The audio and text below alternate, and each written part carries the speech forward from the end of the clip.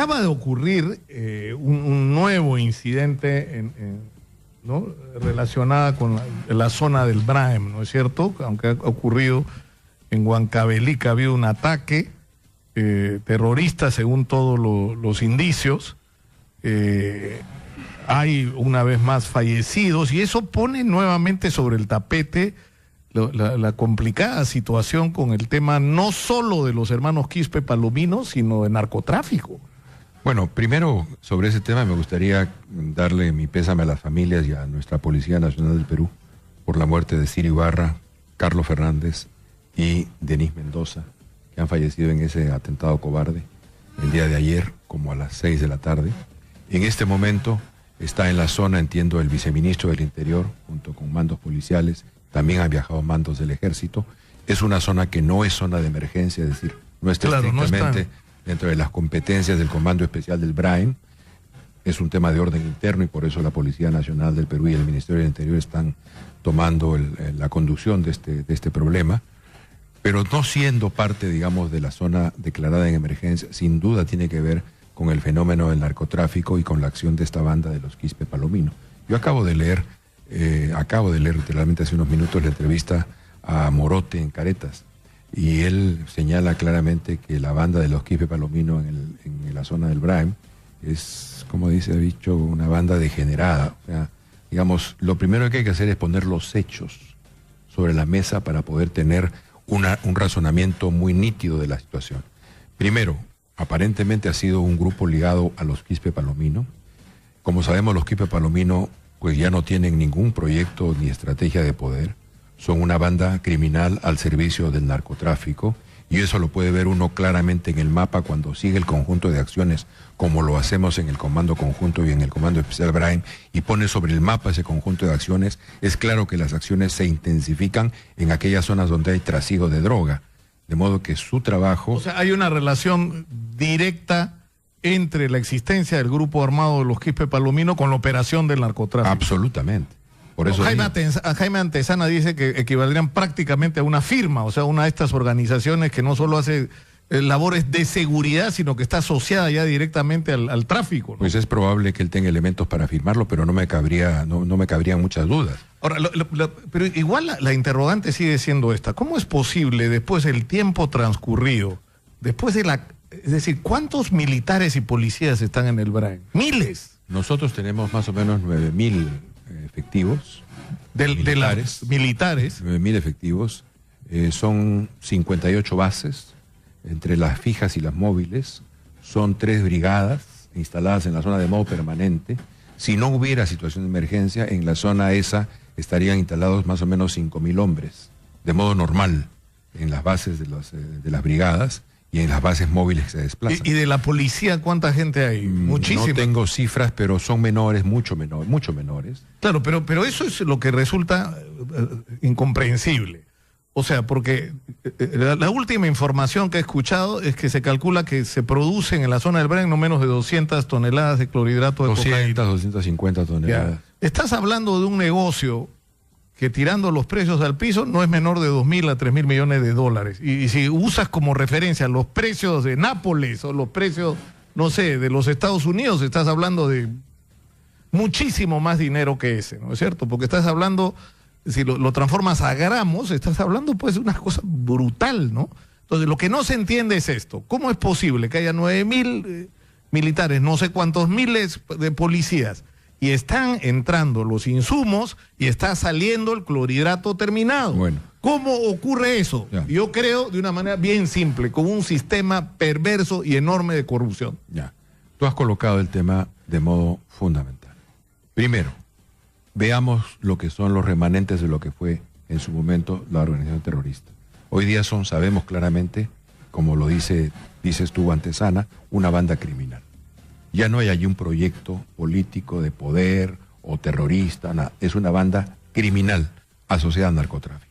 El problema que tenemos entonces es el narcotráfico. Entonces tratemos el tema del narcotráfico. ¿Qué está ocurriendo? En la zona, el Comando Conjunto Especial Braem ha ajustado la estrategia, hemos ajustado la estrategia para pasar a un control efectivo del territorio. No un control solamente formal, sino un control efectivo del territorio. Eso significa que nuestras patrullas están comenzando a desplazarse a aquellas áreas en donde a veces ya no se movían, lo cual va a suponer enfrentamientos. ¿Por qué pueden resistir 100, 150 hombres en una zona como esa? ¿Tú te acuerdas del nombre de Juan Santos Atahualpa? Claro. Hace ya varios siglos. Claro. Se pasó 30 años en la zona. Claro. ¿Por qué? Porque tienes... Pedro.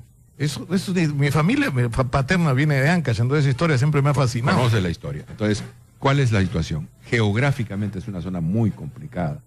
Si uno quisiera resolver militarmente el problema, puede hacerlo, pero el costo social sería altísimo. Entonces, ¿cuál es el problema? La estrategia de control territorial efectivo y la estrategia de resolución del tema de esta banda criminal es un tema de mucha inteligencia, de mucha paciencia y de golpes precisos, contundentes y quirúrgicos. Y eso supone tiempo. Claro, pero digamos, ese es un fenómeno. Ya, pero digamos, ese es el tema de los Quispe Palomino. Ahora vamos al narcotráfico. Yo te digo, en el tema de Quispe Palomino, o sea, nosotros logramos con Martín Arredondo hacer una entrevista. Es más, originalmente esa entrevista la iba a hacer yo. El problema es que yo era una persona demasiado conocida y había una serie de riesgos con respecto para ellos, ¿no es cierto? Y para no lograr esa entrevista, ¿no? Y sin embargo, Martín Arredondo logró entrar con el equipo. Y ahí fue claro, porque perdimos el contacto con ellos casi 2 días completos, estábamos muy preocupados por si les había pasado algo, pero el manejo del territorio era increíble, porque ahora lo puedo decir, ¿no? Entraron por Huancayo, se fueron o sea, han recorrido toda la Sierra Central hasta que nadie sabe cómo terminaron en medio de la selva. Conocen todos los accesos, manejan todos los accesos. El conocimiento que tienen del terreno. Entonces, pero importante. Esto fue hace años, Coco, o sea, hace años. ¿No es cierto? Tú viste las imágenes, tenían un teléfono satelital, tenían acceso a televisión satelital, es decir, hay no sé, se podría hacer mucho más de lo que se ha hecho para infiltrarlos, para, ¿no es cierto?, neutralizarlos, para... Se está haciendo. O sea, no lo puedes decir. Nicolás, se está haciendo. Se está haciendo. Estamos trabajando con la paciencia necesaria para enfrentar ese problema específico. Y están claramente, tienen zonas muy precisas de movimiento. Ahora, ya. Ese es un tema. El otro tema es el narcotráfico, ¿no? Ahora, el fenómeno del narcotráfico, primera idea, el tema del narcotráfico no tiene solo solución policial o militar. Eso lo sabe quien quiera que haya mirado el fenómeno en el mundo. No tiene solución solo policial o solo militar. Hay una dimensión policial y eventualmente militar del problema, pero es una dimensión. Tú has mencionado el tema de la cantidad de kilos de cocaína que se producen en la zona. 250, 260, 200, las cifras siempre son azarosas por la naturaleza del problema. Para producir esa cantidad de droga se requieren 15.000 toneladas de insumos químicos. Que está controlando hoy la SUNAT. ¿Te puedo contar una anécdota con respecto a eso antes de que sigas adelante? Cuando cae Gerald Oropesa y lo acusan de estar involucrado en el negocio del narcotráfico, resulta que su familia tenía un negocio de limpieza. ¿Cuál es una de las características principales de las empresas de limpieza? Que tienen un acceso masivo a insumos químicos controlados. Entonces yo hice lo que cualquiera haría. Le pregunto a la SUNAT, ¿está inscrita la empresa de Gerald Oropesa y de su familia como empresa controlada, como compradora de insumos? La respuesta fue increíble. No. ¿Saben ustedes qué empresa de las que están registradas le vende a la empresa Gerald Oropesa? Se demoraron 3 días en decirme que no. Es decir, la SUNAT, que controla los insumos, no sabía nada sobre probablemente en ese momento la más grande empresa de limpieza del país, ¿ah? Y no estoy diciendo o dando por cierto que sea narcotraficante, nada, simplemente lo que debió ocurrir. Si tú tienes una empresa de limpieza que mueve toneladas de insumos que podrían ser usados para narcotráfico, lo mínimo que debería ocurrir es tenerla controlada, saber cuánto ha comprado, qué uso ha dado, etcétera, ¿no es cierto? No lo sabía. Bueno, entonces, ¿de qué estamos hablando? De que necesitamos incorporar en una estrategia global de lucha contra el narcotráfico todas las dimensiones del problema. Te podría mencionar otro. O sea, tú dices que están entrando, para esa producción están entrando 15.000. La cifra que yo tengo es que para producir esa cantidad de kilos de cocaína se necesitan 15.000 toneladas de insumos químicos. que están entrando al Braem. Que tienen que entrar para producirlas. Pero ¿cómo entran si tienes 9.000 militares y miles de policías y la zona declarada en emergencia? Claro, el tema es que esa tarea específica tiene que ser realizada fuera del Braem, porque el ingreso, o sea, para llegar allá... Pero, o sea, hay un problema de corrupción. O sea, tiene que haber un problema de corrupción, porque además... Llegan las avionetas y llegan los compradores de la droga, ¿no es cierto? Y entra el dinero a la economía. Fenómeno de avionetas.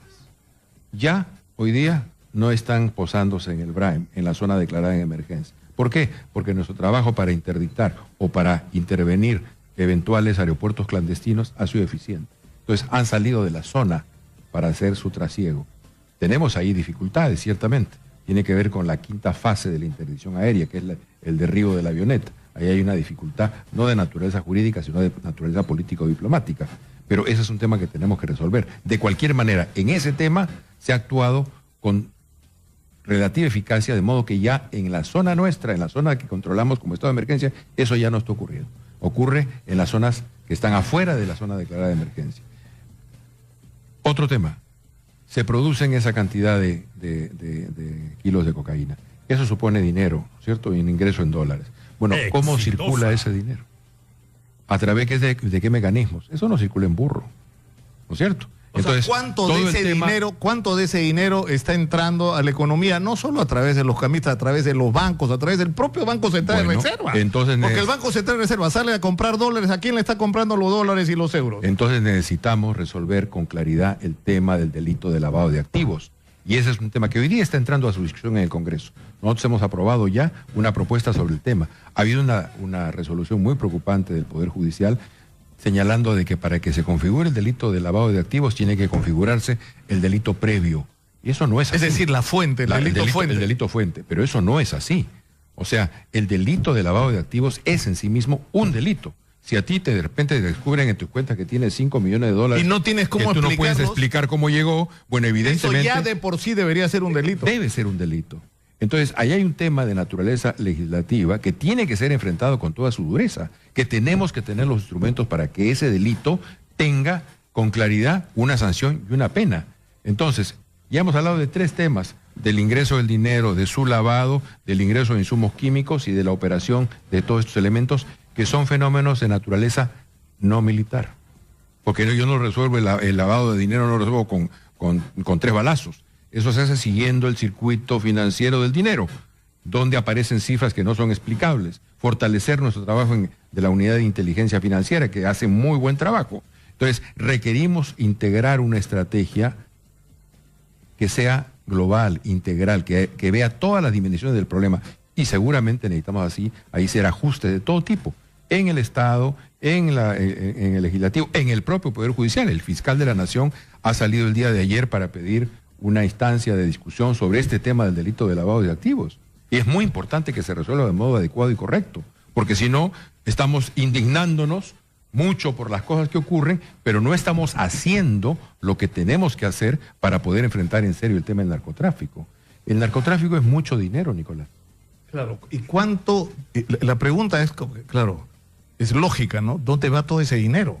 ¿Dónde está toda esa plata? Porque la verdad es que el gran negocio lo hacen los vendedores en la parte final del circuito, ¿no es cierto? Lo que te están vendiendo en Europa a $100, $100, un gramo de clorhidrato de cocaína peruano, porque además es un producto como nuestros productos de bandera, ¿no es cierto? Nuestra agricultura, esta gourmet orgánica de exportación, o sea, es un producto muy requerido y muy valorado en el mercado internacional de los consumidores de clorhidrato. O sea, es la droga que se vende, o el clorhidrato que se vende más caro de todos los que se producen en el mundo. Entonces, estamos hablando de un negocio multimillonario. La pregunta es, ¿dónde está la plata? Bueno, ¿dónde está? O sea, se fuma la plata. Nadie sabe. Cuando seguí con detalle el fenómeno de todo el dinero que iba hacia el norte del mundo, de cada $100, 85 se quedaban en el norte del mundo, que es donde se realiza la gran ganancia. Estamos hablando de cientos de miles de millones de dólares, ¿no? Y de ese dinero regresaba hacia el lado sur del mundo, más o menos el 15 de cada $100, ¿no? De modo que, y esos 15 son repartidos en toda la cadena, porque no es lo mismo producir aquí que transportar en el Caribe o que transportar en el Atlántico hacia Europa o etcétera, etcétera, etcétera. La cadena va subiendo de valor conforme llega al destino final. Ahora, yo te soy sincero, algo que no entendí es por qué el presidente el 28 de julio no habló de un asunto tan grave como este, tan trascendental, que está afectando tanto nuestras vidas, porque parte de la... Es decir, está ocurriendo, gracias a Dios, no con la velocidad que ha ocurrido. O sea, Argentina y Brasil, sobre todo Brasil, fueron en algún momento países de tránsito. Ahora son consumidores. Ahora, es más, creo que en este momento Brasil ya pasó a ser el primer consumidor de clorhidrato de cocaína del mundo. No sé si del mundo, pero está habiendo un consumo importante. Estaba entre los 3 primeros ya. Y por eso tuve yo una reunión con el ministro de Defensa de Brasil, y por eso hemos coordinado acciones conjuntas en toda nuestra frontera, y vamos a hacer lo mismo con Bolivia, que es parte de la frontera amazónica, y lo estamos haciendo con Colombia en toda la zona del Putumayo, para poder tener protocolos de acción conjunta. Porque ¿qué ocurre? Son fenómenos de crimen transnacional. Entonces, basta con que el delincuente pase de un lado a otro de la orilla del río para que esté en territorio en la cual tú no puedes actuar. Y al mismo tiempo es necesario que tengamos ahí todas las competencias jurídicas y las protecciones para que podamos actuar. Ahora, yo quiero cambiar así bruscamente de tema, me doy cuenta que se nos va la hora. El tema que Urresti y todos los militares y policías que vienen acá a ser entrevistados dicen: Pedro Pablo Kuczynski nos prometió arreglar el tema de las pensiones y ¿no? homologar las pensiones de los militares. ¿Qué va a pasar con eso? Porque ya terminó en el Congreso, fue observado y el asunto está flotando en el aire y ha producido una enorme decepción. Tú la tienes que percibir, ¿no es cierto? Porque estás en contacto directo con los miembros de las Fuerzas Armadas. Mira, yo siempre he dicho ahí, digamos, nosotros tuvimos en el seno del gobierno una discusión sobre el tema. Yo expresé ciertos puntos de vista. Finalmente el gobierno ha hecho una propuesta que es la que llegaba al Congreso, y ahora estamos en la situación en la cual la propuesta que hemos hecho como gobierno ha sido rechazada por la Comisión de Defensa y va a pasar al Congreso la propuesta original. Yo digo dos cosas. Uno, la demanda de pensiones de los jubilados de las Fuerzas Armadas es justa. Y en segundo lugar, tiene que ser atendida en el contexto de una caja fiscal que tiene límites. Y probablemente lo que se abra ahora es un espacio de conversación y de negociación entre el Ejecutivo, que tiene todas las responsabilidades de la conducción de la caja fiscal, y la propuesta del Congreso en donde hay demandas. Claro, pero ¿sabes lo que pasa? Siempre pero siempre todo termina en el Ministerio de Economía, y la respuesta del Ministerio de Economía es la que dio a Sombrío de una manera increíble, sin ser el ministro de Economía. Es lo que hay cuando se habla del aumento para los maestros. Esa no es una respuesta, pues cuando hemos discutido que había que pagarle, o sea, que para hacer atractiva la función pública tú tenías que pagarle 30.000 soles o más a los ministros y a los funcionarios de alto rango, lo que estabas diciendo es: vamos a traer a los mejores al aparato del Estado. Y los mejores no te pueden dar esa respuesta. Los mejores tienen que tener imaginación, ver de dónde sacan los recursos, cómo y saber que estas son prioridades. Porque porque tienes los mismos problemas, o sea, todo te lleva al Ministerio de Economía, porque todos son recursos, ¿no es cierto? Tienes los maestros, tienes el sistema de salud, tienes problemas de infraestructura, tienes la reconstrucción, tienes las demandas incumplidas con los jubilados, no solo de las Fuerzas Armadas, todo te lleva a un problema de caja. Ah, porque tenemos un largo embalse social, ¿no? Largo embalse, tiene un par de décadas. Podemos robarte unos minutos, podemos ir a la pausa y regresar, porque hay un tema que a mí me parece importante también de tratar, aparte de los políticos, que yo sé que son complicados hablarlos con un ministro sobre la interpelación, sobre si se debe quedar Sombrío, si debe haber renovación, sobre el tema del lavajato, pero también sobre el tema que hablábamos ayer con los representantes del Colegio de Arquitectos con respecto a la urgencia de movilizar poblaciones que están habitando en zonas de riesgo, ¿no es cierto? Y que una de las soluciones podría ser utilizar terrenos que tiene bienes nacionales o que tiene el ejército, lo cual le daría valor a terrenos que el ejército no puede usar en este momento, ¿no es cierto? Y que podrían ser zonas para crear especies de ciudades satélites, ¿no es cierto?, completamente integradas y que sean atractivas para la gente a la que le estás ofreciendo el traslado. Y de repente solucionas dos problemas en uno: darle recursos al ejército, que no tiene hoy, para modernizarse y resolver el problema del traslado. Pero eso hablemos tras la pausa.